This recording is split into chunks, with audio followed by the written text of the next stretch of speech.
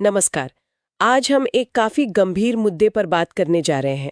America ने भारतीय सामानों पर मतलब इंपोर्ट्स पर 25% का एक्स्ट्रा टैरिफ लगा दिया है। जी, और ये पहले से जो 25% चल रहा था उसके ऊपर है। तो मतलब कुल मिलाकर 50% हो गया है। हाँ, 50%। ये बहुत बड़ा आंकड़ा है।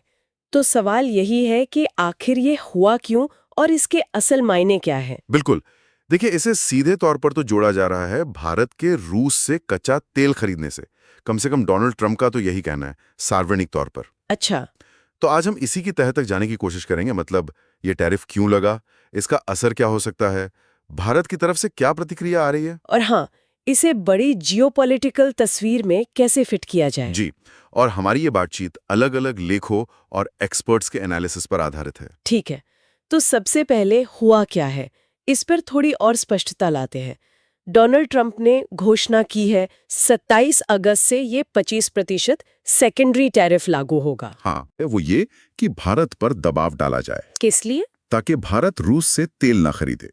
आप इसे सेकेंडरी सैंक्शंस यानी द्वितीयक प्रतिबंधों जैसा समझ सकते हैं, पर यह तकनीकी रूप से किसी मौजूदा प्रतिबंध को बढ़ाने जैसा नहीं है। अच्छा। ये असल में एक तीसरे देश यानी भारत पर एक तरह का व्यापारिक दंड है, ताकि वो दूसरे देश यानी रूस के साथ व्यापार ना करे। और अमेरिका को पता कैसे चलता है, मतलब तेल टैंकरों का? हाँ, वो सैटेलाइट वगैरह से पूरी निगरानी रखते हैं।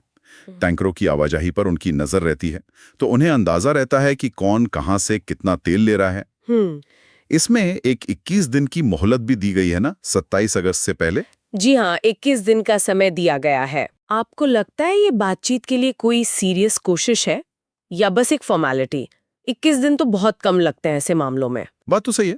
21 दिन कूटनीतिक बातचीत या कोई हल निकालने के लिए वाकई बहुत कम समय है, खासकर अगर हम भारत के शुरुआती रिएक्शन को देखें। हाँ, वो तो काफी कड़ा लग रहा है। तो हो सकता है ये मोहलत सिर्फ दिखाने के लिए हो कि देखो हमने मौका दिया था, पर अभी कुछ पक्के तौर पर कहना मुश्किल है। ठीक है, अब आते हैं इसके क्यों पर।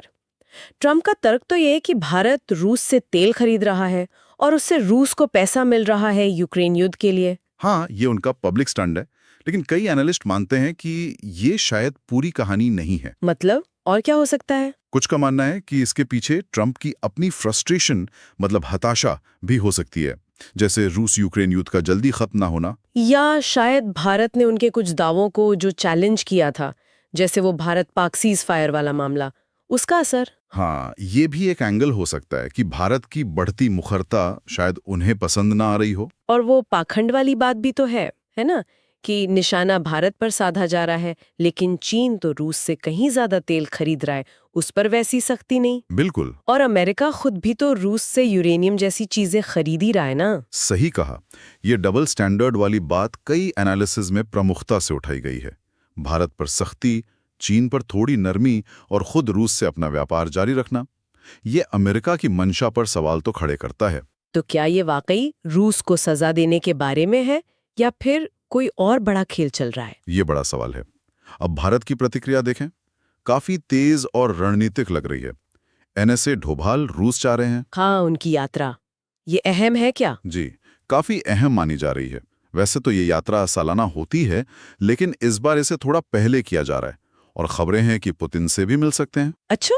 ये अपने आप में दिखाता है कि भारत इस स्थिति को कितनी गंभीरता से ले रहा है। और फिर प्रधानमंत्री मोदी की चीन यात्रा की घोषणा 6 साल बाद और गलवान के बाद पहली बार, ये तो बहुत बड़ा संदेश है। निश्चित रूप से इसे कई लोग सीधे सीधे अमेरिकी दबाव के खिलाफ एक मजबूत कूटनीतिक चाल मान रहे हैं। भारत का ऑफिशियल स्टैंड क्या है? भारत ने साफ कहा है कि वो अपने राष्ट्रीय हितों की रक्षा के लिए जो जरूरी होगा वो करेगा, और इन टैरिफ्स को पूरी तरह से अनुचित और अतार्किक बताया है। मतलब साफ संकेत है कि भारत दबाव में नहीं झुकेगा। जी, और जरूरत पड़ी तो अमेरिका के जो प्रतिद्वंदी देश हैं उनके साथ संबंध और मजबूत कर सकता है। अगर हम इसे और बड़े कैनवस पर देखें तो क्या लगता है, ब्रिक्स वाला एंगल भी है इसमें? हाँ बिल्कुल। ट्रंप के इस कदम से शायद ब्रिक्स देश ब्राजील, रूस, भारत, चीन, दक्षिण अफ्रीका अमेरिका के खिलाफ और एकजुट हो जाएं। अच्छा। हाल में ब्राजील और दक्षिण अफ्रीका पर भी तो इसी तरह के शुल्क बढ़ाए गए थे, और दिलचस्प बात यह है कि ब्राजील के राष्ट्रपति लूला ने तो कथित तौर पर ट्रंप से बात करने से ही मना कर दिया। तो ये घटनाएं इन देशों को एक कॉमन ग्राउंड पर ला सकती हैं। हाँ, जो अमेरिकी नीतियों का विरोध करते हैं वो शायद और करीब आ जाएं। और इसका अमेरिका भारत संबंधों पर क्या असर होगा, खासकर वो इंडो पैसिफिक रणनीति जिसमें अमेरिका भारत को बहुत अहम मानता है चीन के मुकाबले। जाहिर है इस रिश्तों में तनाव तो आएगा। इंडो पैसिफिक में चीन के बढ़ते प्रभाव को बैलेंस करने की जो अमेरिकी स्ट्रैटेजी है उसमें भारत एक की प्लेयर है। तो ये दबाव उस साझेदारी को कमजोर कर सकता है। हाँ, ऐसा हो सकता है। आर्थिक मोर्चे पर देखें तो भारतीय अर्थव्यवस्था पर असर पड़ सकता है। शेयर बाजार, रुपया, इन पर दबाव दिख सकता है। लेकिन कुछ जरूरी चीजों को छूट मिलने की भी बात है शायद, जैसे फार्मा, सेमीकंडक्टर। हाँ, कुछ रिपोर्ट्स में ऐसी संभावना जताई गई है।